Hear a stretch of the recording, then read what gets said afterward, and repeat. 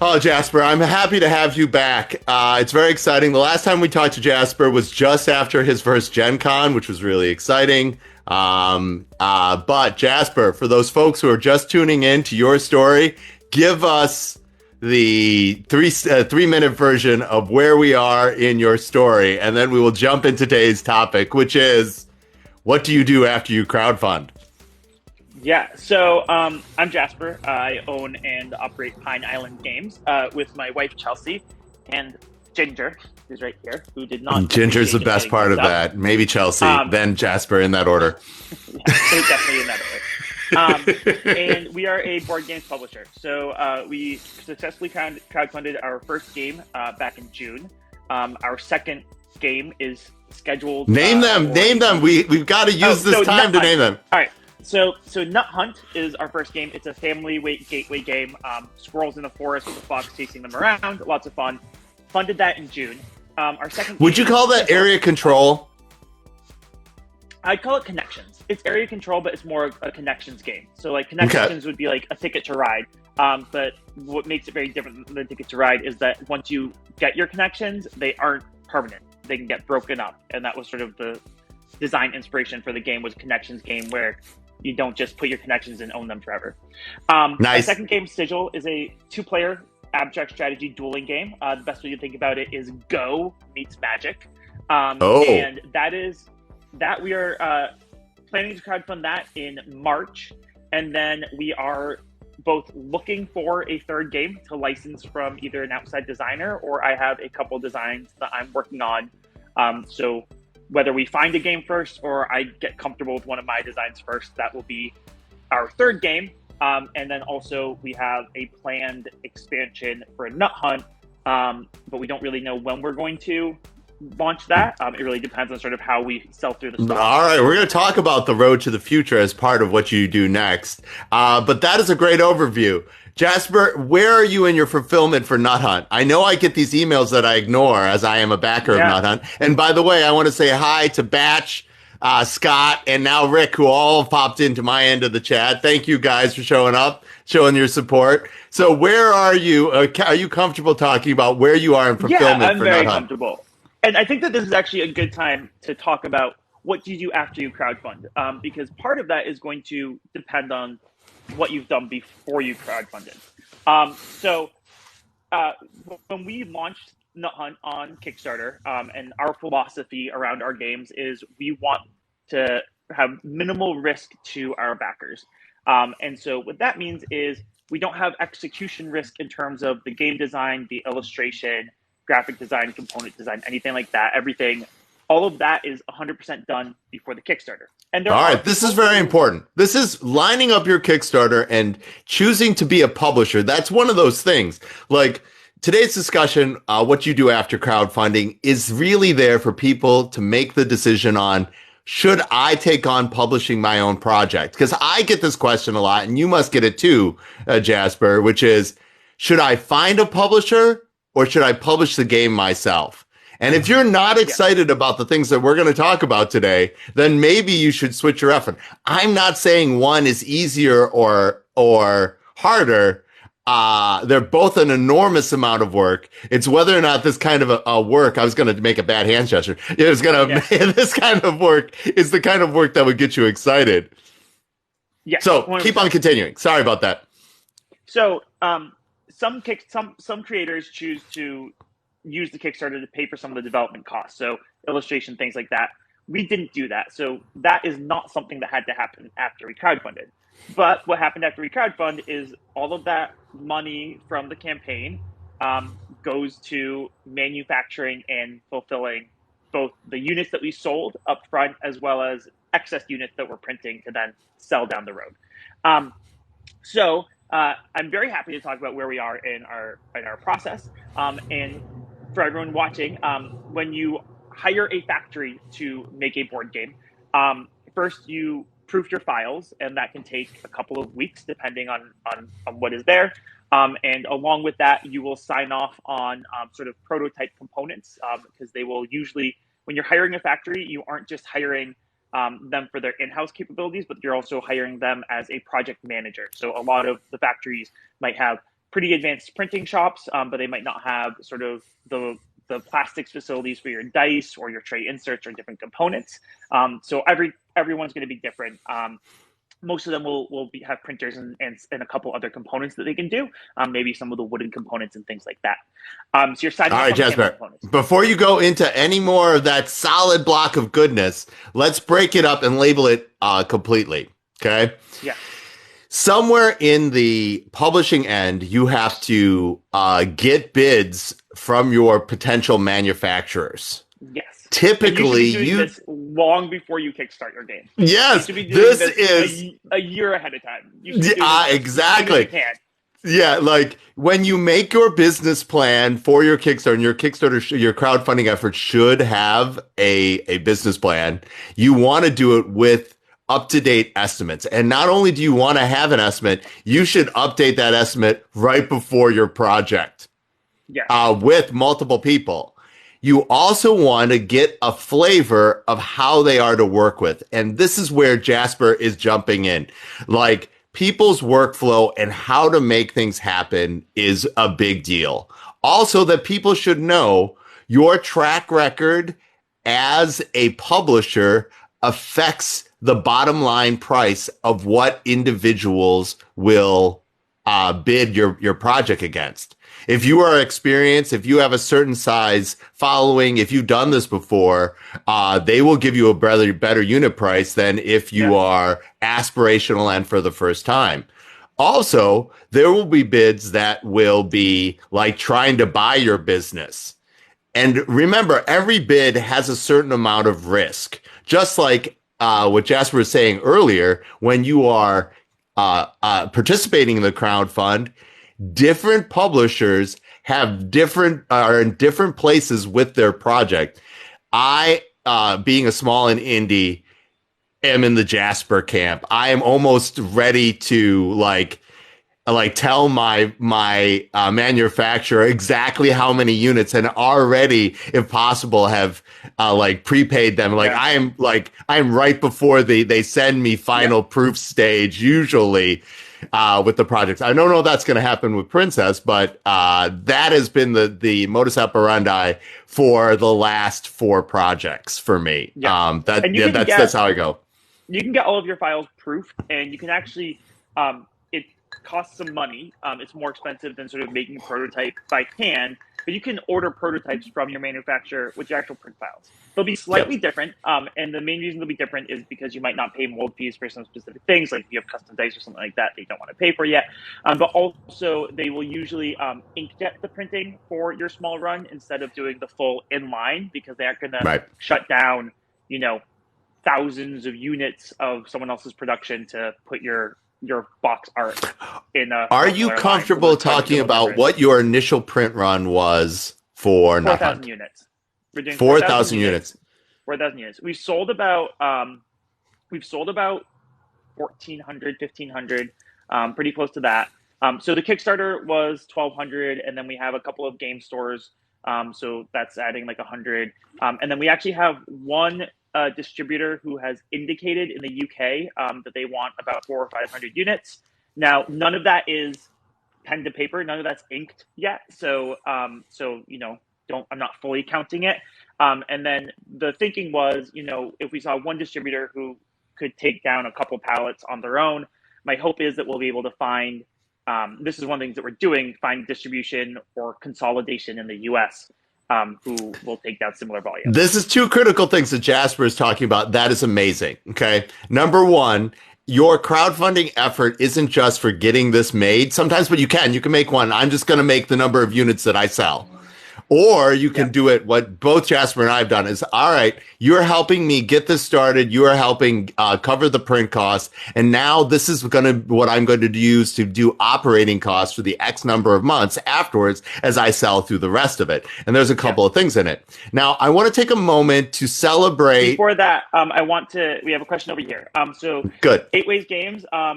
Which manufacturer are you working with? We are using Mejai for our first print run. They work with like Cephalafar, Sushi Go. They've done a lot of like really, big games. And also, I would love to connect about your local shops in Ann Arbor and Houston. And I will reach out to you after we do this chat.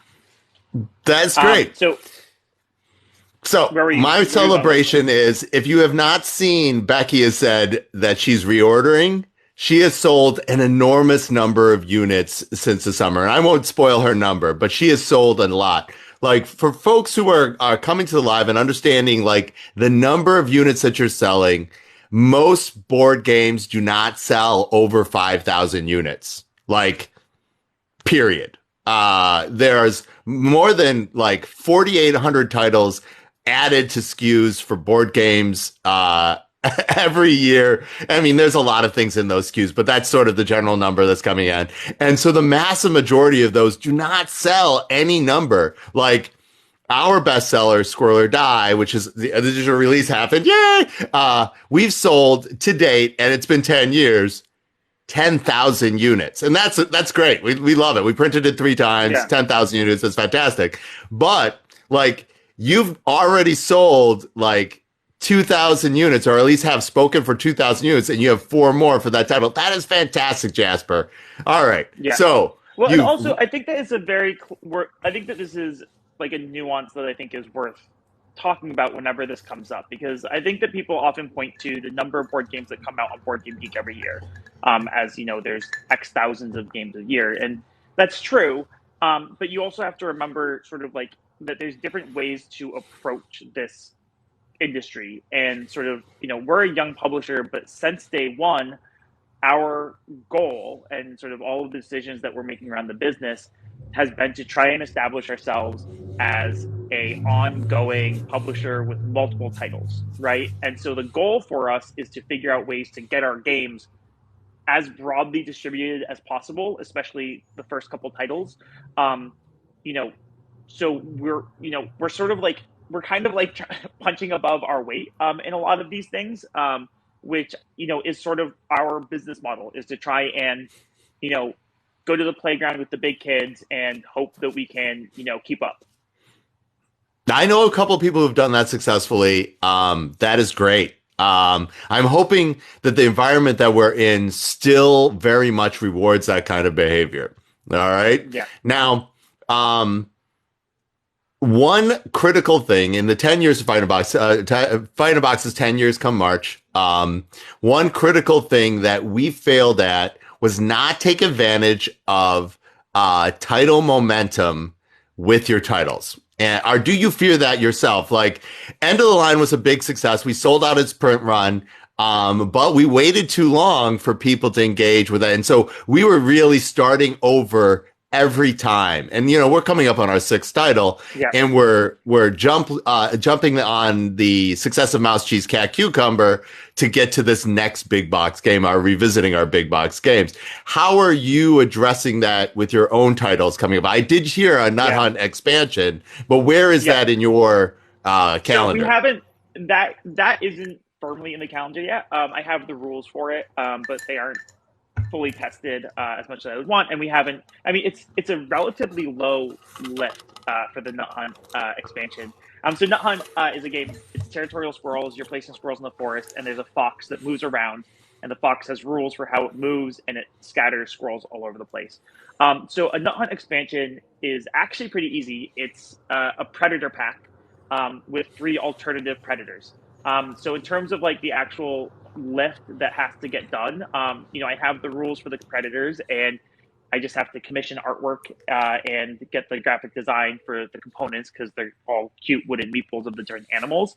And then figure out, one of them might have like a card with it to still figure out if that makes sense to sort of do how we want to print that. So it's not like a heavy lift, but sort of the timing of it is going to depend on sort of the velocity that it looks like Nut Hunt is selling at, right? Because we have, this is very good and very important. All right. But for people who are interested in crowdfunding and people who are interested in publishers, if you look at the history of board games, it is that second go that really explodes. If you look at Root, if you look at Chip Theory, any of their titles, it's the one I am crowdfunding to get another print run going on. Like you've established a community and now you're ready for what's next for that title. Yeah. It's that second go with that other title. And this is what's going back to my, don't do bad things like Seppy does story. Like it's that second blush with that audience that is engaged and is excited that really goes boom. Yeah. And also it's worth noting. So, and on Kickstarter, you cannot crowdfund the same item twice, which is why you always see expansions for these games where, people are excited about the expansion. The expansions are a way to pull in your past backers, but they're also a way to re-crowdfund that first product. Right. You are doing this. This is the important thing for this after you fund, like finding out what is next for that title and how you are going to fund a second printing if it warrants it. Like, it's very, very important. Like, okay, for me, the story of End of the Line is me taking the next 2 years to sell out the rest of that print run. Yeah. And I did. It was great. I got into distribution. It sold. It was fantastic. I did that without any capital investment. We just made it happen. Grassroots boots. Boom. We made it happen. But we made real sacrifices with making that choice. We had an audience. It was still at the end of the blush of really exciting Kickstarter time.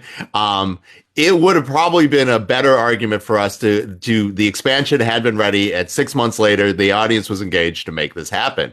So how you keep your audience engaged with your next thing, because not everybody's going to like every title.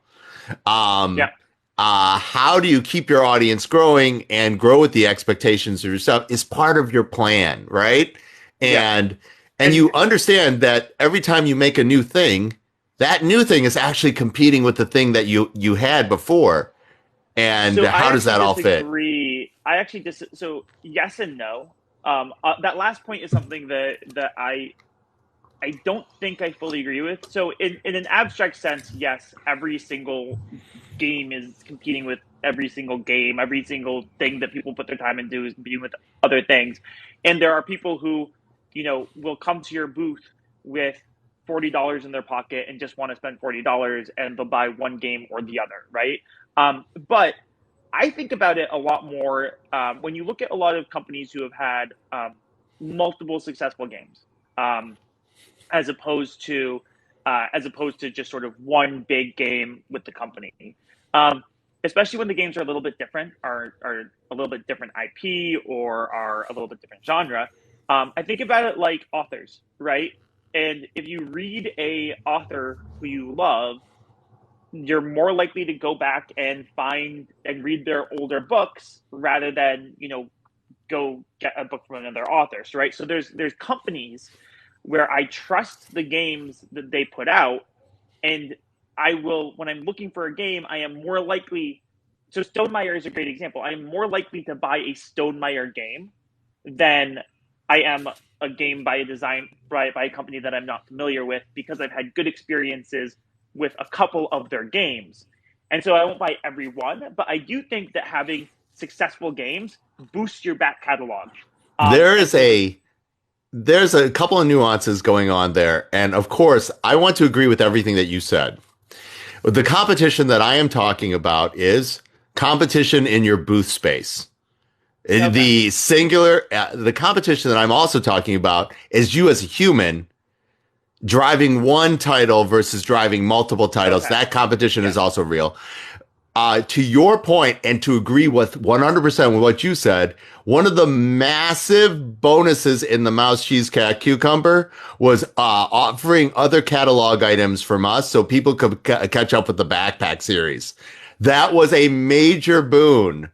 And also says, do what you say. Like, there are people who are starting out with you, like, where you are is definitely a thing. But I want you to not only keep Jasper's very, very smart observation in mind, but also my equally competitive, like, you are one of the only entities working in your own stuff, and as you're an indie publisher, every other title that you're taking on is competition for the previous baby. Like it's like, oh, I can only do this thing, and if I'm in the booth, you start with a hook. Which hook do you give the people? And how does that drive so forth and whatnot? Like, of course, you will get more stuff because, oh, I now have this conversation. This will be easier. Somebody will walk up. You're going to definitely do that. You should absolutely keep this in mind. Do you like fabulous princesses or do you like cheese and cucumbers? Right? That's your pitch. And they'll be like, I like cheese and cucumbers. And then you know which game to show them.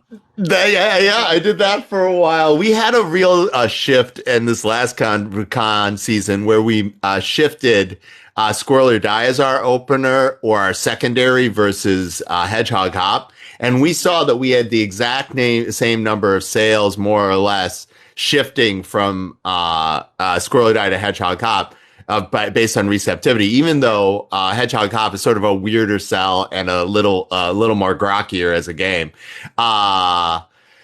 Yes, Conquest Princess is a real sort of TikTok weird thing for us because it is about approachability.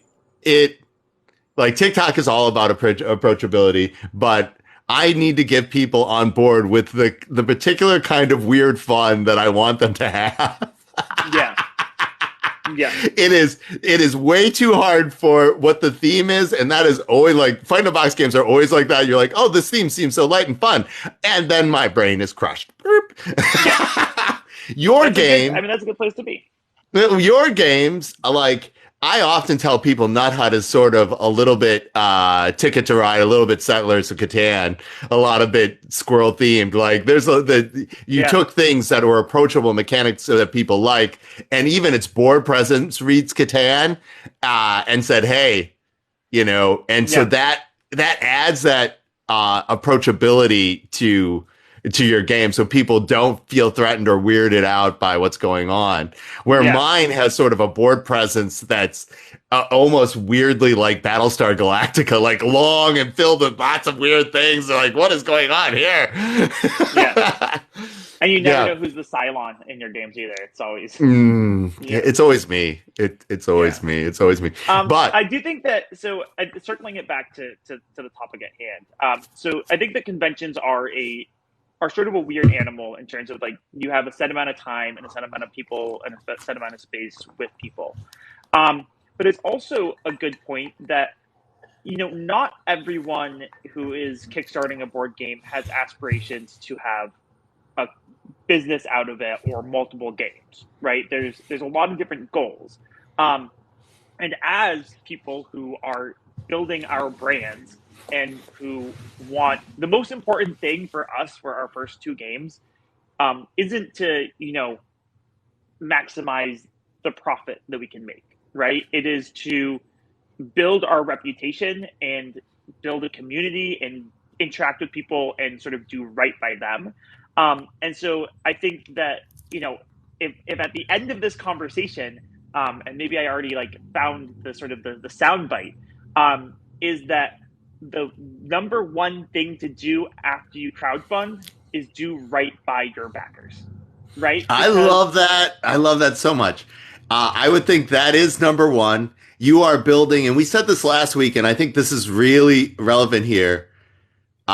Relationships and skills. Last week it was skills and then relationships. This one, it's relationships and skills. You're going to learn things doing this. And you want to make sure your backers are excited about everything that you end up doing. You are learning while you're delivering to them. That's definitely a real thing. There are amazing resources, as you've talked about. You have your own blog. You participated with other people's blogs like Jamie Stegmaier, all this kind of stuff. There's a lot of resources to learn things. You can learn by my mistakes. I'm making a lot of them all the time. Jasper's like, yes. Yeah, yes, I make all the time. I think most of my blog content is things most of the things, the ideas for my blog are things that either I screwed up or things that I wish I knew before I started it on the path, right? That's how I come up with topics for the blog. I actually have a great point to this. So going back to sort of how manufacturing works, right? You do your file proofing, you do your tooling, they make the components, then they do the printed material. Then you get what's called an MPC, which is a manufacturer production copy. Yep. You sign off on that, and then they do assembly for all of the units. So sort of combining these two things and screwing up and things like that. So in our first production prototype that we got back in May, June, I didn't like the die that came in it. It didn't. The it dice. The dice. The die. The Yeah. dice. Yeah. It was. I didn't like it. I didn't like the. We wanted a marble effect, and it got over blended, so it was just this like pale orange. So we brown. No, it was like a pale orange. A pale orange. It was like it was baby vomit orange. No, it's like I mean, if you took a pumpkin and you somehow drained it of life, you so smashed it. Yeah, so it was like I can show it. It was like sort of it was just a pale orange, right? And it wasn't the right color, and it wasn't marbled like we wanted. So we talked with them. It was not sunset orange. It was like less filled with life. So we didn't like to get the dye from our first copy. So we talked to our manufacturer, and they outsourced the dice. So we figured out, okay, we need it to be a marbled effect, and we're going to choose different Pantone colors for it. And a mistake that was made is then we had them go ahead and produce 4,000 dice. And they sent us a picture, and the dice were pretty good, but not perfect. So, I could have shipped with those dice, and I don't think people would have been mad, but I knew that it wasn't as good as we could make it. So I did an update to our backers, and I was like, look at, I got 4,000 dice made that aren't, it was like a throwaway update. I was just updating with where things were, and I was like, we had this thing happen. I have 4,000 dice that I don't know what to do with. So if anyone has ideas, let me know what to do with 4,000 dice. I was astounded by, I wasn't really expecting anything out of this sort of update. I was just like an update about this dice. But people were like super supportive. They were like, it's so good to see that you're paying attention to the details and doing right by backers. And like, I was just like, this is something that we're doing because I want it to be perfect.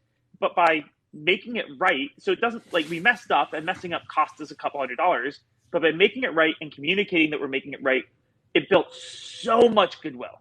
All right, let's talk about a couple of things in there that I think is critical advice for people who've never done this before.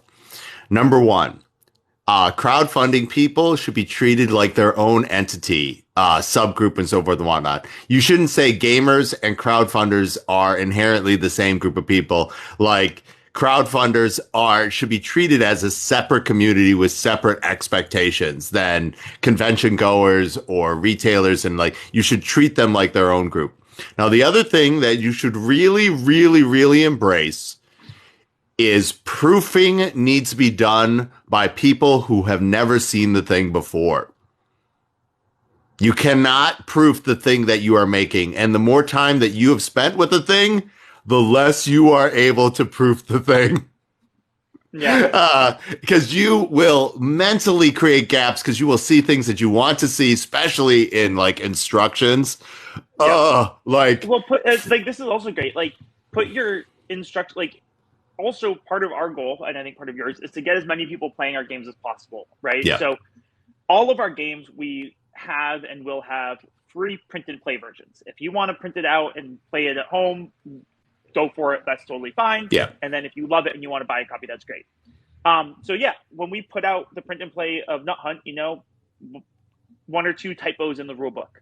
I sent out an update for Sigil, which is our upcoming game. And I was showing off some of the graphic design on our spells, because the game has spells in it. And one of them is Seal of Lightning, and it has lightning bolts. And the title was Seal of Lightening, as in like you're getting lightning strips for your teeth. I have done that before. and it's something that I had looked at that spell. I had played with it on the table 50 times. And just at a minimum, see it. As soon as it goes out to 1,000 people, someone's like, hey, by the way, it's lightning, not lightning. And like, thank you, right? Like, if you see something that's wrong with our products and you're watching this, let me know, right? Okay. Like, This is a very important point.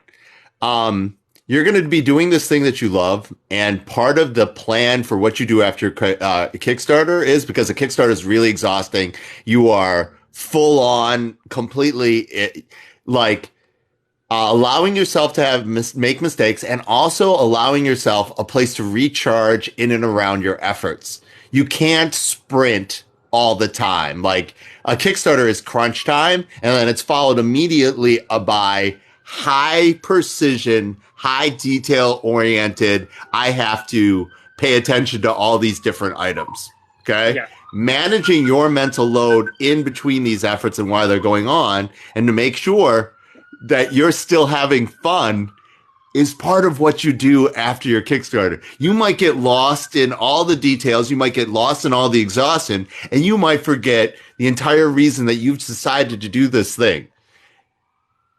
Do something to give yourself a reminder. Like, Jasper, yeah. what are you doing to remind yourself? You have goals. You're a driven person. You are also a successful adult. What are you doing to remind yourself of your base goals of, this is the life I want to have, because this life, it has these elements in it? I don't know. That's a really hard one. You I got do married. think, well, yeah. I mean, so I think it's tough because like how do you want to separate it out, right?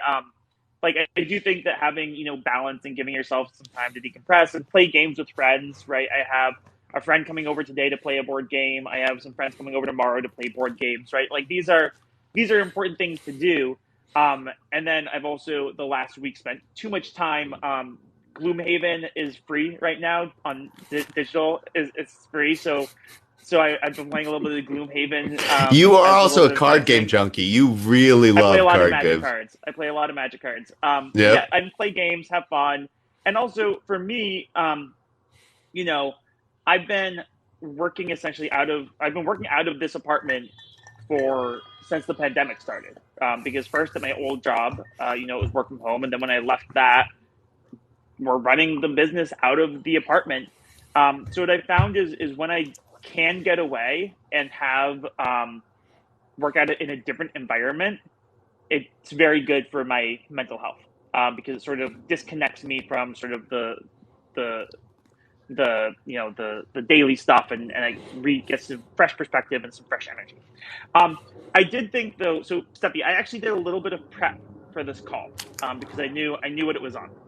So I do I like was warn my guests, just for everybody. If you get a chance, like I try to be an adult and like, hey, guest, yeah. what would you like to talk about? Let's just, we're doing these things. Yeah. So what did you bring me this magic, Jasper? Right. So I wanted to talk. So the conversation is what goes on after you crowdfund, and a lot of the conversation that we've been talking about has sort of been scattershot of what happens. So I was thinking earlier, and I want to frame it a little bit better. I think that you can think about it in sort of columns, and the first and most important column is getting your game to your backers, right? And in that, Are we going to call that fulfillment? Not just fulfillment, because that's manufacture, it's freight, it's fulfillment, it's chasing down the backer surveys, it's communicating with your backers so they know what's going on, they know when they're going to get the game, they're comfortable and confident, right? I guess it's fulfillment, but it's an entire pipeline of activity where you are getting your game to your backers, and that is the most important thing that has to happen, and the most important thing that has to come out of your crowdfunding. Because without so that, it's manufactured in that. This column one is manufactured to expectations of your backers, fulfilling to the expectations of your backers, closing the loop with communication with your backers to make sure that you got it right. So what else is in your column one? Yeah. So I mean so the hard assets would be the manufacture, the freight, and the fulfillment. Then you have the sort of the communication loop with your backers. You have sending them a backer survey, writing the survey, making sure that they fill it out, hunt down the people who don't fill it out.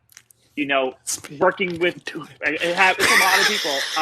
My brother, I called him today and told him to go fill out his survey because he never did. Right. It's and it's also troubleshooting if someone needs to cancel their pledge. It's helping them cancel their pledge. If someone has a question on what you're charging for shipping, so working with them to figure out why it's showing up as what it is. So let's talk about the canceling the pledge. All right. Yeah. During the pandemic, New Zealand shut down. They're not letting people in or through. And it was impossible for me to get one package in particular. I tried like every 2 weeks for like 6 months to get this one person their package, and it was impossible to get through. And then I said, okay, do you just want me to refund it at this point? I think it's actually going to get to your stores sooner than I can get you this package for whatever reason. And they said yes. And I'm like, okay, that's an example of, okay, I tried everything. They were super patient. They were marvelous. I just want to make sure that person knows that I cared about their experience. I talked to them on the regular. They understood this kind of stuff was happening. And that is an example of when you refund a pledge. Now go on, Jasper. Sorry about that. Yeah. So this is the whole, and this process doesn't end until everyone has a game. And even then, it probably doesn't end because, who knows, there might be a missing component. They might need replacements. So this is sort of like the primary goal of your campaign is sort of creating this product and giving it to the people who already bought it, right? And then fixing anything that's wrong with it. Exactly. All right. So this is a very important also for this learning after crowdfunding. Your expectation for what is made poorly or wrong should be 2% or less. That's the number. And so if you is probably printing an extra % or 2 of games in case things go wrong. Yep. And even if and you will lose some money when there is a defective game because you have to get the new parts to the person or get the new game to the individual. But yeah, you should have, and also you'll have extra games, right? There's just loss that happens when you're running a business. But this is like critical information that nobody just says. They're like, okay, you just got it from wherever you manufactured. And there's really 3 places you can manufacture games. There's Central Europe, there's China, and then there's domestically. You can make games all 3 places. The business models for each and the expectations for each one should be different. And the component SKUs, components that you can manufacture, you cannot make a lot of components stateside cost effectively. No. You can do printed materials. You can do cards, boxes. Cards and books. Boxes get iffy. But yes, you can totally short runs. There are some advantages, and we'll talk about this as another crowdfunding strategy, picking your strategy, whatever it is. If you are not interested in the things that we are talking about now, like Jasper and I are talking about right now, you do not want to have a legacy of board games to sell after your Kickstarter, then maybe you should only print as many as you need. And you can also create a crowdfunding effort that says, okay, I think it did good, but I don't think it's this, whatever it is. I built my title. I'm not going to go retail with this one. That's a different thing. And you have a backup, manufacturer in the United States strategy for that. But that means you need to limit your components. Or you make it super high end. Like the Deernicorn people make very they're handcrafting artisan silk screen, they're making all that stuff happen. But go on. Yeah. So that's the first tier. The second tier is it a tier or a column? You're confusing me.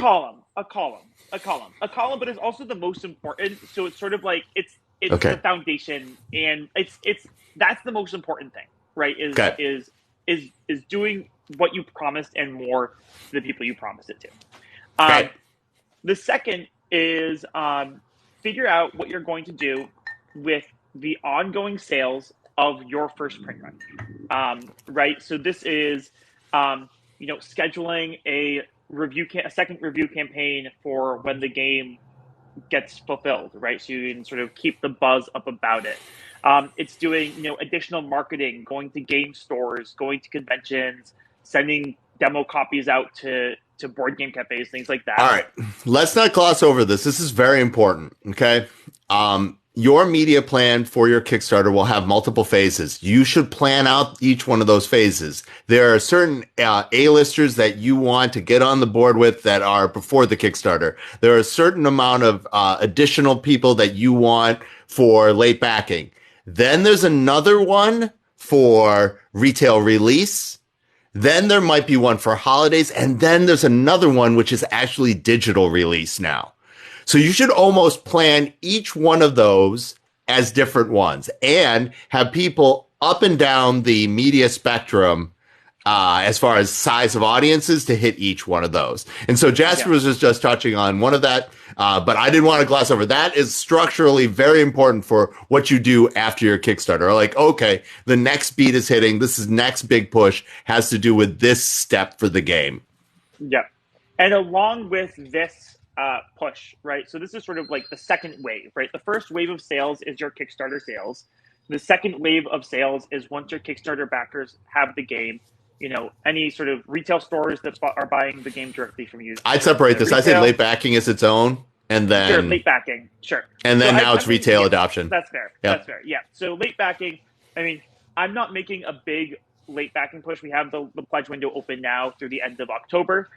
So if anyone wants to get in on late pledge, but I'm sort of focused. My focus is to have a second wave of content when the game releases, and also along with that, incentivize backers to get the game to the table, right? So, if you post about it and tag on social media, we're going to come up with some sort of loot box that someone could win by sharing pictures of them playing the game online. 1 second. 8-Way Games is here, so I have to say beep beep breakfast cheese. Beep beep breakfast cheese. But go on. All right. So yes, so have a plan. Everybody, that's a good PSA. You can still late back Nut Hunt from Pine Island Games. It's fantastic. It's open through October, which is absolutely wonderful. Okay, go on. And so along with this is going to be our push that we're working on, and we haven't really broken through yet, to either get large units of the game picked up by consolidators and distributors. So as we talked about earlier, we have one distributor who's indicated for a couple pallets in the UK, but there's no ink on that paper yet.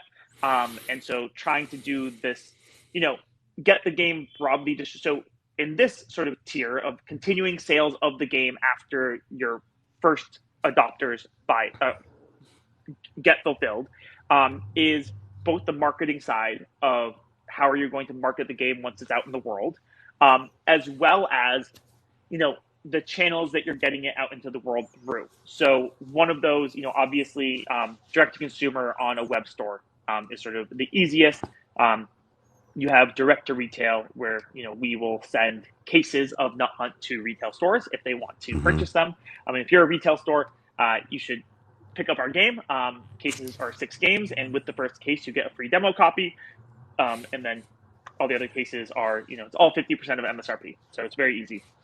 And then, the third channel is through distribution and distributors. There's sort of 2 ways to go into distributors.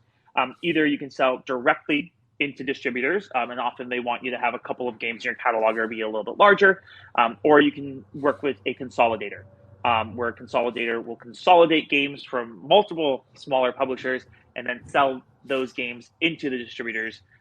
Or like Seppy, you can partner with another publisher who is selling into distributors, and they will consolidate your game with theirs. In the chat, Pat Redbeard has said, everyone should get Nut Hunt. I thought you should know. And he's also celebrating the fact that it's on Tabletopia. I know you can't see what our fans are saying on this side, but I thought you wouldn't want that for your own. Thank you so much. Yeah, thank you so much. Yeah, so Nut Hunt is on Tabletopia. It's on Tabletop Simulator. So those are the 2 digital applications for it. It's free to play. And then Sigil, which is our next game, which is coming out in March. We are actually we are coding up our own free-to-play browser-based digital version of it, which we are releasing in October. So that's our next game that's coming. But yes, it's Nut Hunt. I love it. We love it. You should check it out. So the second tier is how. So the first wave is do right by the people who've already bought your game and supported you in the first sort of stage. The second stage is how do you get your game broader, right? And the marketing around that, and also the channels to get your game out into the world. And then I would say that the third stage is sort of what we were talking about a lot earlier, which is building a business off of these first two stages. So this is the plan for how are you planning future games? How are you planning for expansions for this game? How many? Hey, Curbs. Hey, Kervin. How are you planning for all of the sort of future growth of your business and building a business? And that is a little bit more ephemeral, but a lot of that comes from sort of blocking and tackling the first two, the foundation and the next level, where you're communicating well, you're doing right by your supporters, and you're getting them sort of a product that is, top tier in terms of the execution on it. And hopefully that will help us, with our next game and our game after that to actually turn this into a real strong business. Let's talk a little bit about people in my chat. I want to talk about TTS versus Tabletopia, and I'm going to give them like a quick overview. Both of those are sandboxes. They both work fairly well. Tabletopia isn't as stable as TTS because of its architecture. TTS you have to buy also. None of those will actually rule and force unless they're heavily scripted, and even if they're scripted, it's not uniform. You don't know what you're going to expect. As far as sort of like, I want to learn as I play, I would really recommend a BGA or a Sovereignty before that. And if you're looking for like an open library, a mobile experience, I would definitely choose Sovereignty before all those. But Sovereignty's library is smaller. Like, it's definitely a thing. So you should also, experience all of them as a publisher, though. It is sort of it's a really big deal. So so Seppy, question. So Tabletopia, as long as your game's a certain size, they will code it up for you and all of it online, right. Which is great. Tabletop Simulator, you either have to do that yourself or find someone to do that for you. Right. Is that the case with Board Game Arena and the other platforms? Well, BGA is owned by Asmodee, and that has its own set of problems. They do still let some people do their own mods and then approve them, so they'll still have user-generated content. Both of those things are happening. And Tabletopia's actual porting is not as like. It depends on what level you are. Their level of free might just be dropping the assets and treat it like TTS, but it's scripting. It comes and goes depending on who you are and what your deal is with them. The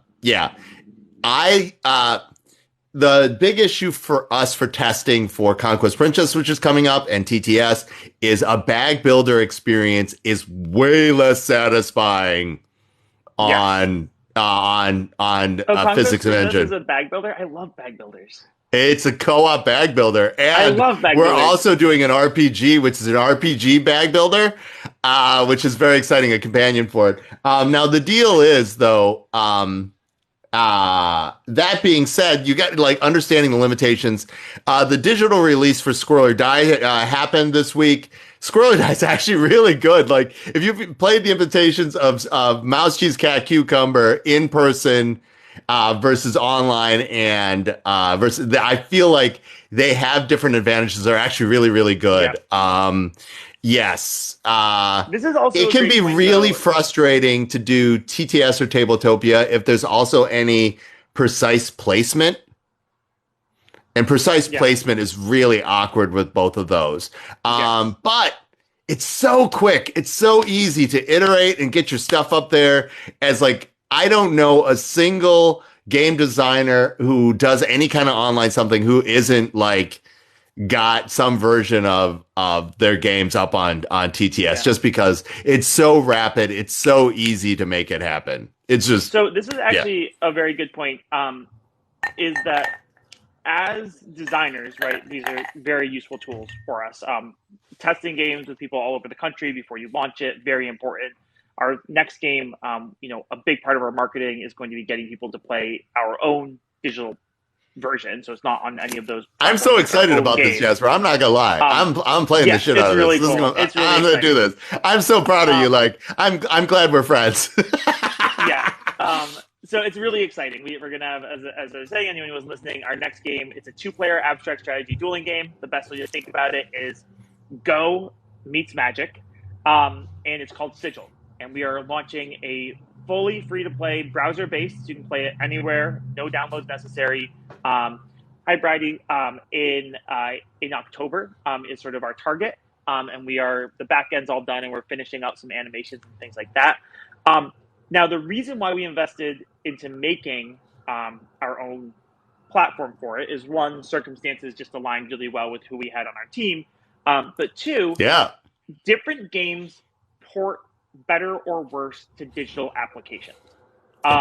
So, like Seppy was saying, a bag builder, right? Something like Draftosaurus, where you're holding handfuls of dinosaurs. Something really tactile where you're placing blocks and cubes. All games will lose some of the analog magic when they go to a digital application, but the amount that they lose varies depending. And they'll pick up other things. Like, I like Skull King on Sovereignty because the scoring in Skull King is insane. Like, if you've ever gotten to play, Jasper, have you played Skull King? No, I haven't. But that's a great point, right? So, like, the fiddliness of, like, so Gloomhaven, I was talking about how I've been playing their digital version. I've played that live, and there's a lot of tracking and fiddliness with the game live. That game, I'm not going to say I prefer the digital application, but I might prefer the digital application, right? I do. I prefer it. Yeah. There's something really nice tactilely about moving your pieces around, but the digital application streamlines it massively. You still have the same puzzle. It's a lot of fun. And so some games port really well to a digital application or are even made better. I think that 2-player dueling games are uniquely good in digital applications versus could port very well to a digital application. So Sigil is a 2-player dueling game. So, chess, Go, Magic the Gathering, all of these deck builders and like fight and I forget what they're like, the fighting games like the Storybook Brawls and the Hearthstone and things like that. All of these are very good digitally. And so that gave us sort of confidence that this is a good thing to have. Okay, one quick thing, because I see that Bridie joined you. Bridie, congrats on actually getting to Vegas. Your epic struggle through the hurricane to get to the World Championship of board games had me on my pins and needles. I really do appreciate that you got there, and I'm very excited for you. We hope that everything is. I've seen these texts coming in, but I haven't been reading them. So I've been talking, but really hope that everything's okay with the house, and that everyone's being safe who didn't make it out. So, and the board games, that people have their board game collections well protected, because water does not like board games, and board games do not like water. Oh, I have a version of Squirrely Die that's waterproof. Okay. Of course I do. Yeah. Well, I think that there's another, like, and that's the thing, like, so with games, it's easy for us to often get caught up in the elegance of, like, sort of design and these little things, but sometimes, like, games are about play, and sometimes these games, like, having something that is waterproof, or having a cool component, or having something like it can be really, like, some games won't port well digitally, because what's amazing about them is, like, think about, like, Kabuto Sumo, right? Like, you can't play that game digitally, right? Like, you're pushing little discs up a ramp, right? Like, and that's totally fine. But other games you can't. And there's a lot of different ways to design. Some of them are component centered. So one of the things on the list for things to do after your Kickstarter, or even before your Kickstarter, is figure out your digital strategy. Like, how that incorporates either in the beginning, middle, or end of all the things that we talked about. It is another opportunity for small indie people to reach more audiences and reach different people. I know a lot of people here on this app connected with you because they're like, hey, let's play games. And they went and they did. I know Pat fell in love with you for that reason. You cannot steal Pat. I love Pat so much. You cannot have him. Well, I think this is interesting because I think that Nut Hunt loses a lot in a digital translation. Why is that? So there's a very tactile nature of the game. And so I think that digitally it's a great game, but I think that it's a lot better analog. So there's a big tactile element of the game where you're rolling a die and you're moving this fox around and then you're scattering squirrels. And there's like a really sort of fun experience when you're at the table and you're looking across from someone, because it's sort of one of those things where like the fox will move somewhere you don't want it to go, and there's the big groan that you get, and you only really experience that sort of in person, that sort of like connection across the table around this random element that's sort of making someone's day and foiling someone's plans. And there's also a real tactile nature. It's really like exciting to move this fox around. So I think that the game is very solid game mechanically, and it does well digitally, but I think that like playing it live for me is much better. All right. So let's talk about like we should have that as its own topic, like the digital version of your game, especially when sigils. We should have you back for what to expect. Like, what are you trying to enhance? What is the trade-offs? That is a great topic. You've mentioned like 3 things that we could have back as topics. So I would love to have you back again, Jasper, because you're my buddy here in the pits. Making things happen. You're already sort of surpassing my, like, where I was at that time, and I'm very happy for you. Maybe someday I'll catch up to your greatness. Well, so also it's, I just want to, I don't know if you can see in the background, we have 2 plants. These plants, we bought them for Gen Con, for the booth. So this is Martha and Todd. Martha and Todd. Martha and Todd. And yeah, it's the friends you make along the way, Seppy. Both real people and our first apartment plants. Oh, that's amazing. All right, Jasper, we're here in the windup. Let's start with you're encapsulated. Now that we've had this conversation, what would you say is the encapsulated wisdom that you and I have sifted through the stuff? Yeah. What would you like to highlight first? And then we'll talk about what you have coming up next. Yes. Okay. So the topic Wisdom. is wisdom. What to do after you crowdfund. And the most important thing to do after you crowdfund is to do right by your backers and by your community. And that means, being on top of all the little tasks that you need to be on top of and getting things done and communicating well and all that. But it all circles back to, if you want this to be a business, or even if you just want it to be a one-off project, but you want to, be proud of it. The number one thing to do after you crowdfund is to do right by the people who supported you and are making this journey possible.